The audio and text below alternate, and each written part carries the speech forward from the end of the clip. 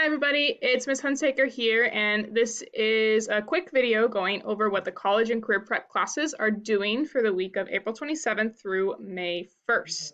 Can you believe it's almost April? Can you believe it's almost May? That's crazy. So as you see here, this is the homepage for the college and career prep Canvas. All students should have access to this, as well as parents, I believe, now are getting access as well. If you don't know how to get onto Canvas, let me know. I can try to figure something out and figure out where you get your access from. First thing, I just want to remind you that I'm doing Zoom office hours for the college and career prep from 1 to 1:30 every Wednesday. You have all the information for joining here, and it's also in the email that this video is attached to. For this week, we're April 27th through May 1st, so you'll see the standards listed here that we're focusing on, and then if you click here, you will find the assignment for the week. Let's go ahead and click. All right, when the page loads, you'll see that we are working on budgeting and learning about checking and debit cards.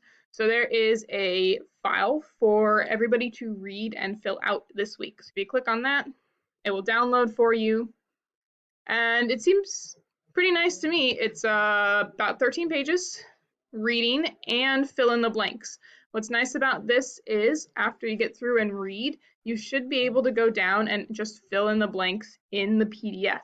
So you don't even have to print it out. You can write your name, all right? You can fill in boxes with numbers, all that fun stuff. So you should be able to edit this PDF yourself and then go ahead and save it with your name as like the save title and turn it into me through Canvas. So you don't even have to print anything out this week.